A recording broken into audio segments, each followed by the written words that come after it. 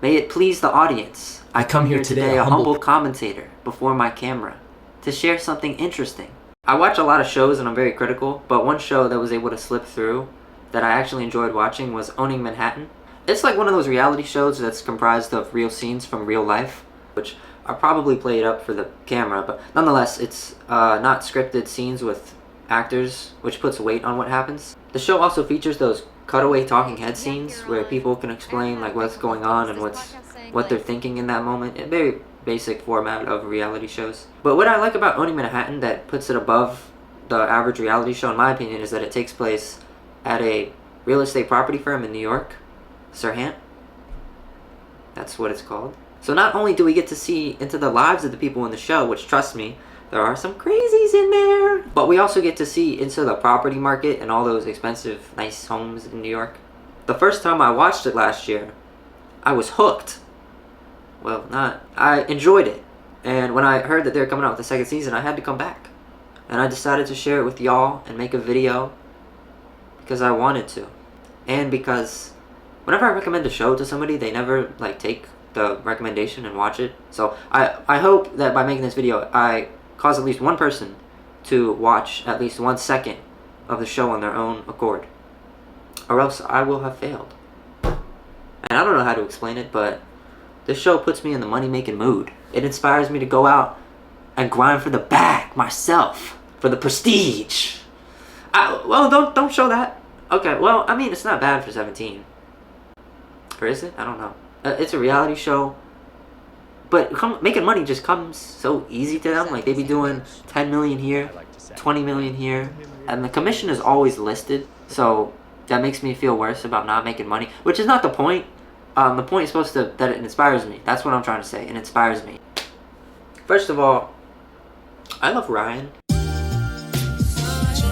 As the CEO of the company, I think that he is a wonderful boss. Ryan is very grounded.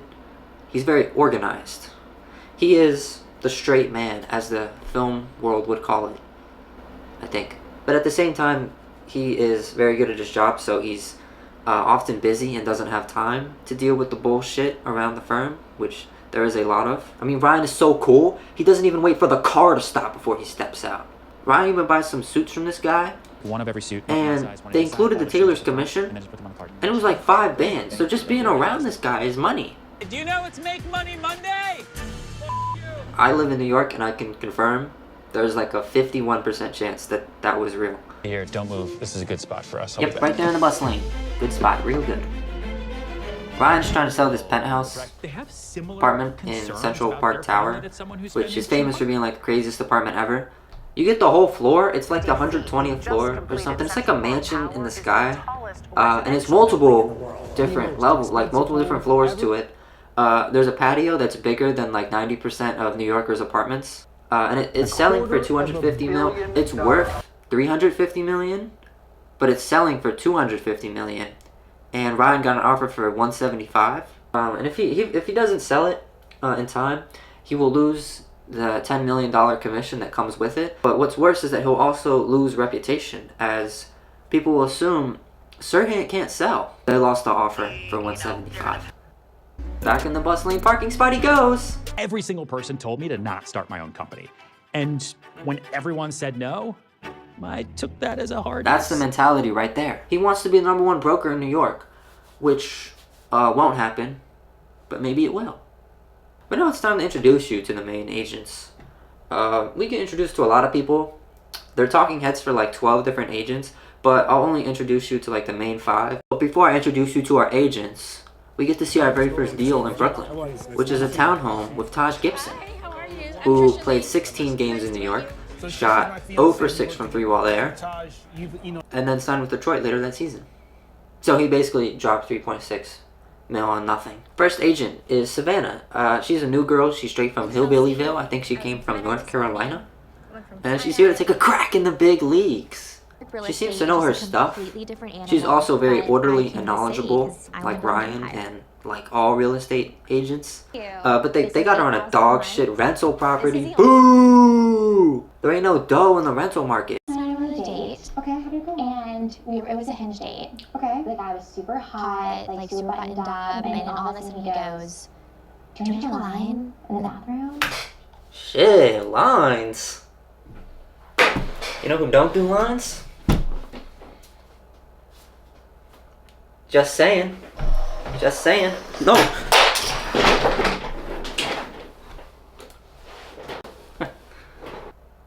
A hinge day? Should I make a hinge? Is that my next video? I make a hinge? In the bathroom? So not so prim and proper. Yeah, I guess he wasn't so what the fuck? Traumatizing. What is wrong with the guys here? I was single, like I would say, real estate keeps me busy, it's my boyfriend. So, you know, for now, let real estate be your boyfriend. Ah! That's good advice. When you're having trouble with your personal life, just take the time to focus on your career. Not at all relatable. There are 3 main female agents that have been in the game for a while. Chloe and Jade, who are best friends, and then Jess, who is not one of their friends, but is also an agent. Like I said, there are others, but they're not important, so they don't get an intro in my YouTube video. Except for Jonathan. Probably the reason I liked watching the show as much as I did. He's not like any other agent to ever have existed in the history of real estate. What is that? Jonathan is special. First of all, with Jonathan, he believes he's the future of real estate. Face of the next generation. He's an agent, I guess. But the brother has like no sales, so I'm confused why he is even an agent. Let me just have Ryan explain it. Jonathan Normale is not your typical real estate agent. You know, I sleep in a suit. He rolls out of bed and he looks like a rock star. And you know, people get their hairline painted on or sprayed on like Jaylen Brown. Well, how about tattooing your hairline? This neighborhood just south of Greenwich Village has had a lot of growth in a really short amount of time. Oh, I'm repping the Hudson Square. People don't know about Hudson Square. I be trying to tell them for real. Like, if I tell them, they're always like, yo, what is Hudson Square? What the fuck is fake ass neighborhood? Yo, put some respect on Hudson Square's name. This whole area is on fire, and Disney and Google's headquarters are opening up in the next couple years. Walt Disney, Nike, Google. They headed to the Hudson Square too. They know what's up. This is our Jade throws a party ever to get attention for the building that she is selling, and it gets interesting. Breezy. Hello. Gave it that $2 million worth of art, which is kind of cool. Don't say that too loud. Yeah, there might be some luve hostesses here. That's the Anna Delvey. Is that still relevant in December? It's like, okay, let's put her paintings up and let's get people interested and get their phones out and take videos of this art and also the walls of this building and the lighting and the incredible ceiling height. You know, that's a good point. If somebody showed me a picture, I would be like, yeah, that art is good. But you know what's even crazier? Is how I can't see the ceiling in this picture. How high must these ceilings be? I need to know! Bro, look at this dude, man. He looks like a corn on the cob. Her fucking husband. Yo, her husband must be hilarious. He must be. And why is she all on Jordan like that, bro? Why is she all on him like that? Like, she had her hands on his chest. Her head was like on his shoulder. Like, right in front of him. Future would alert. If I may intervene, this is because we find out that he was cheating. And we will get to that later because another development comes from that. Then we get a little drama at the party because this guy, Jordan, who isn't that important, hired somebody that Chloe fired, and Chloe felt excluded because she wasn't consulted beforehand about this change. My old assistant left. Yeah, you want her still? To be best friends? It's professional. She said she got fired. You didn't think to yourself it would be good business to understand why someone fired someone before I rehired them? You fired her, right? We split ways, yeah. I fired her. You didn't want her anymore. I fired her. I And guess wanted what? her. And guess what? Guess what? I don't know. It's just some rich person feeling entitled. I don't see why it's a problem. And you're at your friend's nice party that she threw to try to bring positive attention and sell this building because she's in the real estate business, and you all are in the real estate business. You understand how this works. You understand how bad it is to cause a fight at her party. And And instead of supporting your so-called best friend, you're arguing with someone who has nothing to do with you. I'm just gonna pray that Ryan doesn't see what's going on. I think Ryan knows. I think he might know. Jordan, this is getting fucking embarrassing. Yeah, no, you're getting embarrassing. I've put so much time and so much energy, and this night is so important to me. Bruh, she ain't your friend. She knows this is important, and she ain't even arguing for a reason. She's just doing it for the love of the bark. Go fuck yourself. Thankfully, Jade is able to sell this wacky building that she threw the party for. You because you guys have an accepted offer. Oh, wow.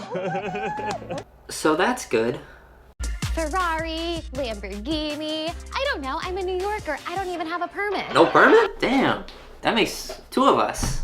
Well, not that I'm of age. Well, I'm not of age, but yeah, I don't got one either.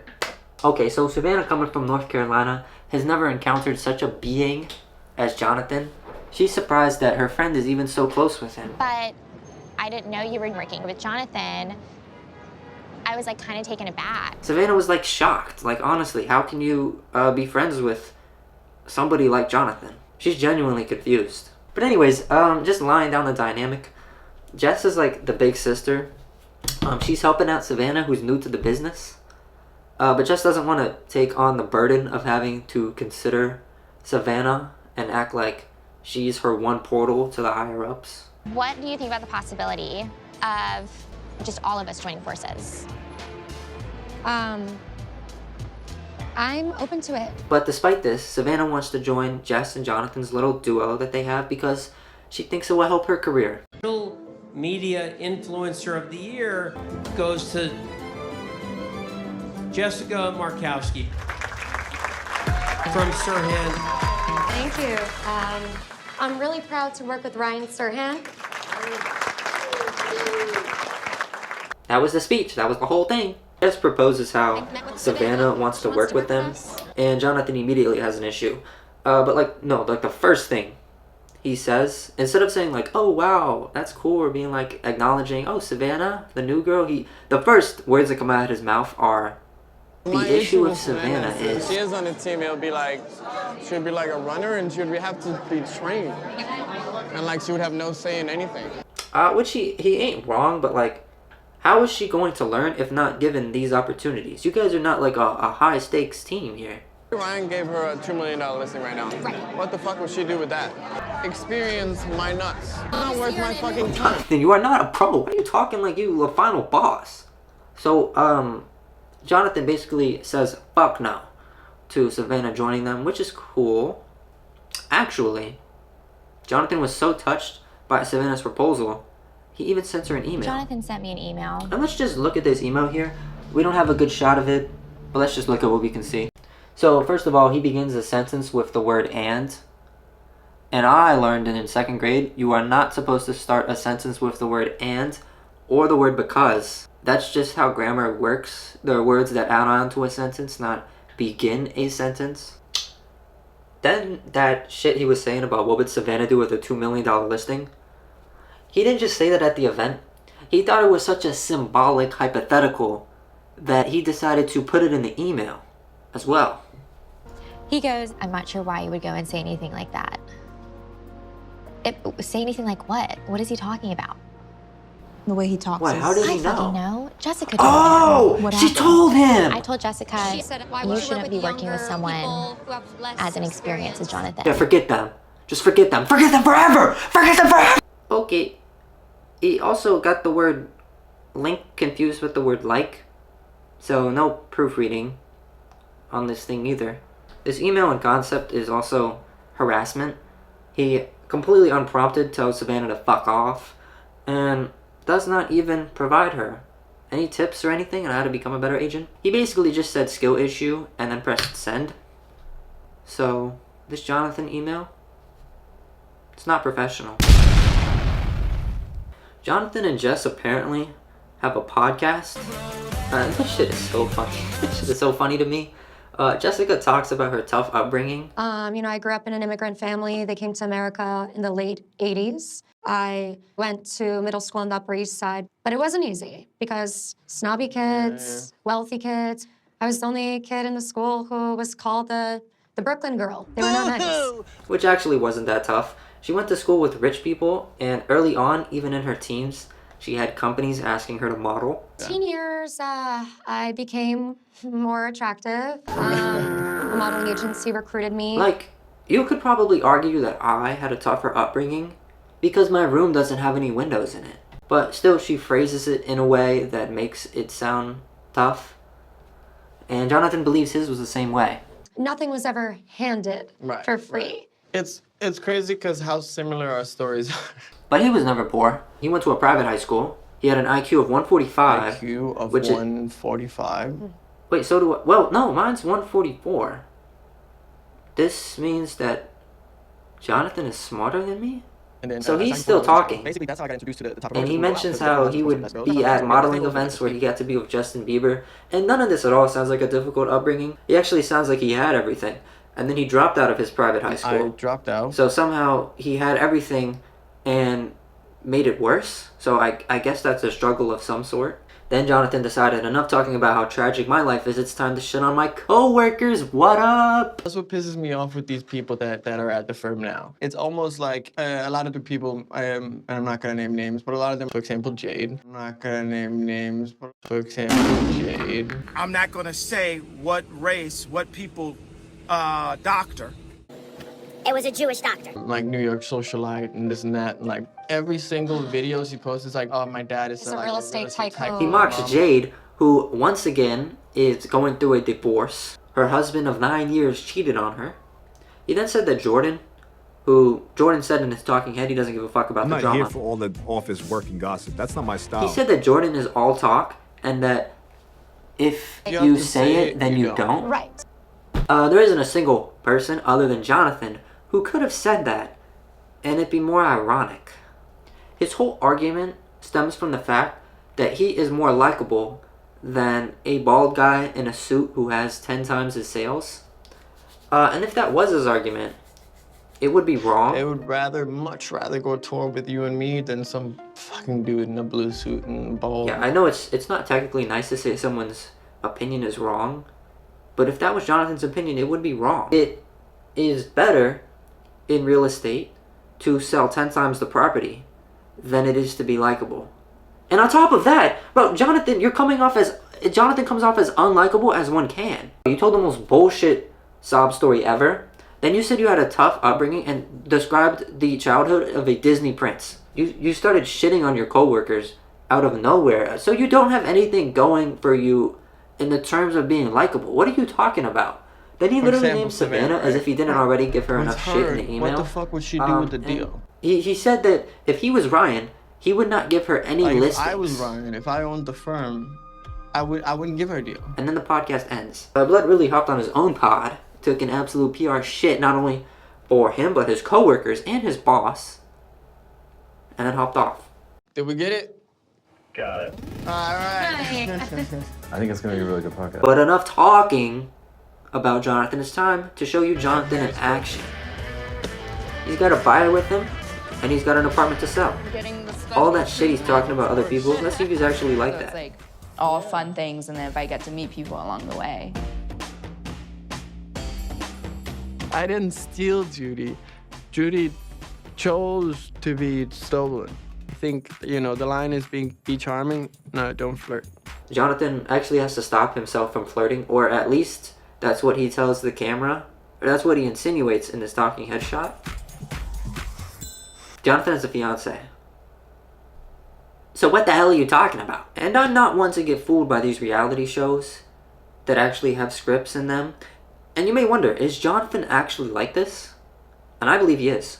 It's just the way he acts in these interactions, his inflection, his concerned look when people doubt him. When I look at you, I don't immediately think top broker New York City. It's too bad. It's stuff you really can't fake unless you're an actor. And checking his IMDb log, sure enough, he has no other credits. Well, I'm just gonna ignore this one, and so should you. One stat that Jonathan likes to bring up is how he did 100 million his first year. The issue with that, see what I did there? My issue with Savannah is that The issue with that is that he was on a team and it was somebody else who did 100 million. I did $100 million my first year. I'm like, my dude, you were on someone's team who did that. I did $100 million in sales in my first year in business. You ran a team. I did. Ryan recruited me. He recruited me too. Did you get a bonus when you got recruited? Okay, I really don't care about the bonus, and I don't know how that has anything to do with this. Because if Ryan gave you, let's say, a $5 million listing right now. Oh my God, here we I go with know this exactly shit again. what. I'm not asking you to prove yourself. I don't have to prove myself. I already have. Clearly, we shouldn't try to work together on any listings going forward. What do we benefit from you? Damn, bro, Jonathan don't give a fuck. So I don't know what's up with this guy. He just like, he can't do the job that he claims to be so good at. But that's like half of his personality. It's just talking about how good he is. So yeah, Jade got cheated on by her husband and she's kind of a mess. She don't have much to believe in. Shout out Drake. I got a DM from a girl. Oh, I wasn't expecting that. So, I found out that Matt had cheated. Not once. With the same person? Was it multiple people at the same time? Different people? Was it multiple guys and he was one of them? How did you find out? Did he tell you? Was it an alien? Did he tell you? What happened? Hey. How are you doing today? I'm good. How are you? I'm always good, thank you. Good. Oh, he's I've never always been this early in my good. whole life. I didn't know what to do with myself. You know what? New me, 2.0 Chloe. What can I tell you? What else is 2.0 Chloe? Is it being on time? What else? Is Chloe 2.0 not an asshole at her friend's launch party? Right now, I'm going through a fucked up time because somebody who I thought... So I can't deal with your emotions. Like My emotions? Chloe, don't I'm not take the that, one sitting here Chloe, crying. Chloe, that's not a... Please don't take that offensively. But I don't understand what you mean. But for some reason, I'm now the bad guy. What does your shaman say about that? That's Damn, cute. okay. I don't know how to... I don't know about this. She feels like she's losing the closest people in her life. She already lost her husband, and she doesn't want to also lose her best friend. So she's trying to change Chloe's perspective on the issue and explain things to her in hopes that she will change and become more like a person that she wants to stick around with. Never once in my life woken up and said, you know what, I'm gonna be mean to Jade today. I don't even have to tell myself that. It's actually what my alarm says every morning.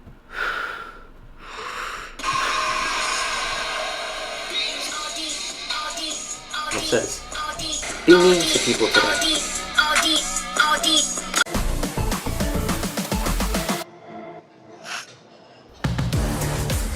Oh yeah, the beat drop on her crying. Wow, I did not like that. That was a little fucked up. Chloe is selling this penthouse in Chelsea. We have It's called the Jardine or whatever. It was announced that the high-profile client moving into the penthouse at Jardine is Bad. Her Bad Bunny was actually the one who bought it. Well, but he rented it for $150K a month, but that has not happened yet in the show. I am a huge fan of Mr. Bunny. Love his music, love his face. If you're watching this, call me. And Mr. Bunny, if you're watching this, call him. So this is the launch party for Chloe's property, and she's getting ready, and it's really important to her.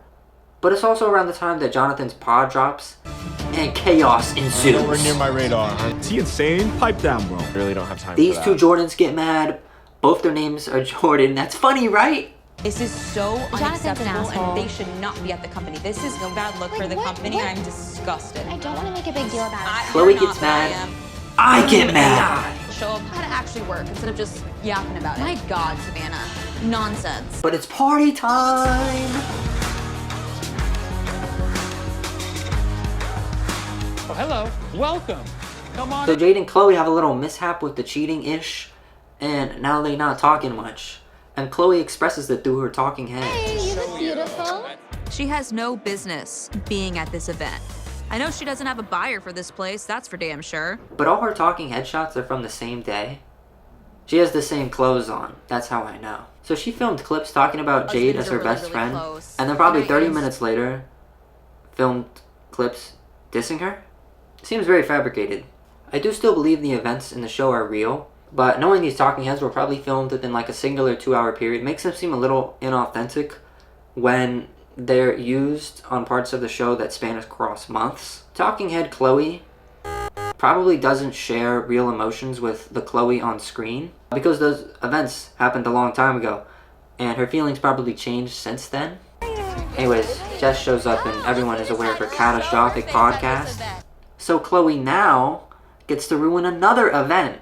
It just so happens that this event is hers. Oh, you don't want that. No, after your little podcast. There is a podcast that her and what's his name, Jonathan. Stop your shit. It's not about being scared. God, does it matter? Does anything matter? Everybody is mad at everybody. These two should not be here. Why are either of you here? Are you joking? Chloe, this is your business event. This is my business Ryan event. meets up with Jonathan and tells him that podcast shit ain't gonna fly at his company and that he needs to spend his time becoming a better agent or he's gone. And if you make podcasts in my podcast studio that I pay for, that's there for you to get business, to do more sales, and if you use them to badmouth and gossip about other agents, you're either gonna hold yourself to a higher standard at this company or go start your own fucking company.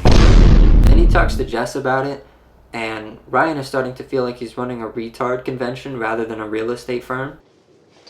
Anyone else out here I need to yell at or lecture? Exterior square footage is 1510. We're off market now, and that's fine because everybody can't have it. I'm only here for the party. That's another thing. Oh my god, I gotta stop with these transition songs. They're just fucking driving me insane. They're so bad. Anyways, you want to see the single worst apology ever? Well, Jonathan apologizes to Savannah, the new girl who's just trying to get her career I'm just trying to started, pay my rent right now, and it's really, really hard. who might have to move back in with their parents if this does not work. Money, then you're just gonna have to pack your bags and come back home. Just letting you know where she stands. Savannah, how are you doing? Is it okay if I take a seat? I'm a little busy. I have something I'm afraid I have to tell you. And first of all, I'm afraid I have to tell you. Literally admitting Ryan made him apologize. To apologize because Ryan told me No, to. that's right. He just says it straight up. Okay, but then he doesn't apologize. He seems to do everything but. Savannah asked if he learned his lesson from the situation, and Jonathan replies by saying, well, you know what I'm gonna do? It's not as pungent as if Jonathan says it. He kind of dances around his words. So what I'm gonna do is I'm going to consume the role of Jonathan in this scene and say what he wanted to say so that it's easier for you to understand. Did you learn a lesson from posting it? No, I didn't learn a lesson and I didn't have to. You were the one who was supposed to learn a lesson, and once again, you fucking failed. The lesson that you learned. Yeah, I already explained that. Are you deaf? I don't need lessons because everything I do is right. Okay, so you don't give a shit right now. No, but I do give a shit about my job, so I came here to tell you that so that Ryan doesn't fire me. With that said, everything that was stated in that podcast was true, and you have yet to prove me wrong. Well, I think this was, from my end, an apology. That's that. Please get out of my face. So he basically went to Savannah. Who's Savannah? Who's Savannah? So we basically went to Savannah and wasted her time, made her feel worse, and apologized to everybody except her. He apologized to Ryan, he apologized to the company, he somehow even apologized to himself. For what? I don't know. I don't even know how he was able to pull that off. I'm astonished. I watched it like 5 times. I'm astonished how he was able to pull that off. Sorry.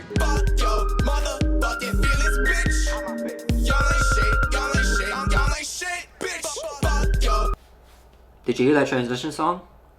No, that's not really the song they used in the show. That's Feelings by Flight Reacts, his worst song. But you couldn't tell I edited that one in, could you?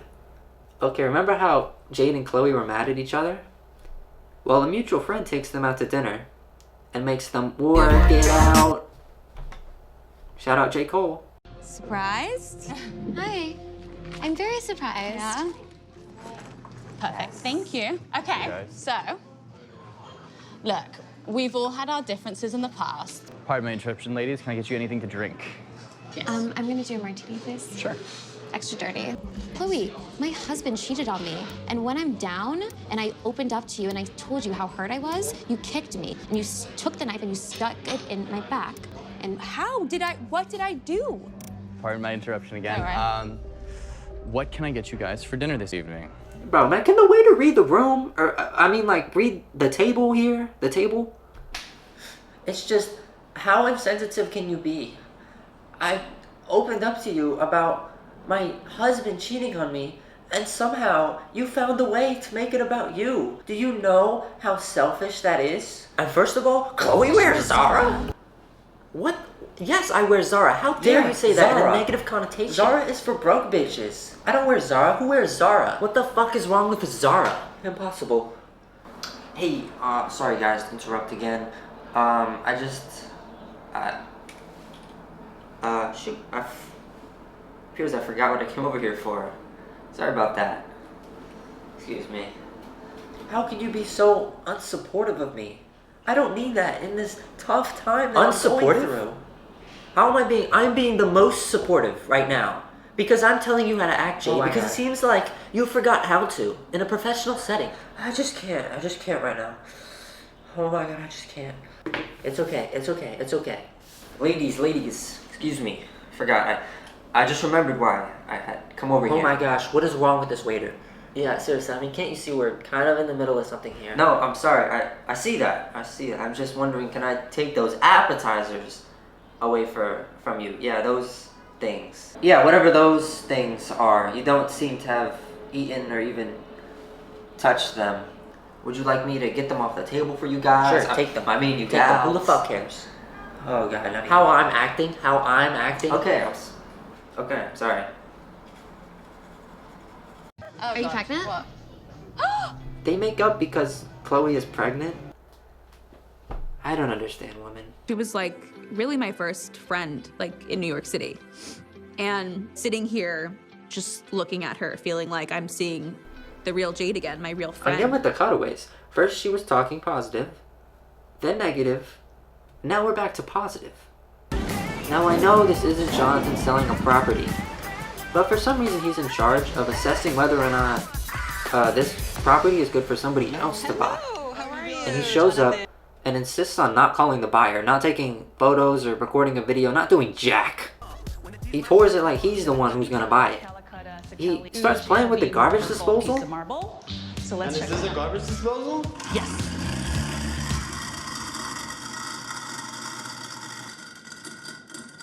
Not bad. Not bad at all. Not bad at all. Then he shits on a jacuzzi because it's too cheap. On a terrace. Jacuzzi is, I don't know, 100,000. He has watches that are 5 times that. Then he picks up this 3D viewer of the building and starts playing with it. And then he keeps playing with it. And then he leaves.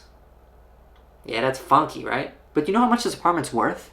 It's worth 12 mil. What the fuck is that? Okay, anyways, look at her face. Look at her face. She doesn't have time for this. The lady talks about the meeting with Jonathan to 277 Ryan. This is our penthouse. And Ryan is beyond confused. He said he would take videos and share it. He didn't take a single video or photo. He was a little bit odd. He said several things that didn't make sense. I was bewildered for most of the tour, and of course, I don't. Tequila. He was saying the jacuzzi, his client's watch costs more than the jacuzzi. Don't understand. What? Why? Why would he say that? I don't know. He didn't send you any financials on the bar? Someone else then calls Ryan later that day and explains how Jonathan ruined a deal. Believe that this is real. Like, in real time. I don't understand. No longer moving forward. I don't understand. When we showed up, Jonathan was there, Yep. and it just became incredibly uncomfortable. What happened? He brought up the furniture, Yep. how they loved the couch, and he made a comment along the lines of, "You won't be able to afford that." It was a $9 million deal, and the people who were buying the apartment, apparently they wanted to buy all the furniture within it, which is why Jonathan said that the buyers couldn't afford something. But Ryan told him not to talk numbers and just accept the deal. And he couldn't. They really liked their time with you, but then once he stepped in that door, it completely changed everything for them. So Jonathan blows the deal. It's gone. I don't know what to say. And so is he. To be honest. He's gone. He gets fired. You probably saw that coming. I mean, I might have been able to sell property better than this guy. I mean, out of the 3 meetings Jonathan had in the show, none of them went well. On the verge of being fired, trying to salvage his career, he says, But I am the face of the next generation of this, and I'm the hardest working agent you will ever meet. You'll see, give me a year from now, I'll be #1 at Serhant. Which I don't think he even believes is true. Jonathan was one of the reasons I liked watching the first season. He was just nonsensical, the biggest character you can ask for. And I'm wondering if season 2 will hold up without him. And in Doll, and Owning Manhattan season 1, I'm feeling about a light to decent 7. And also, Jonathan filmed all the talking heads having been fired. Said you keep it real to the end.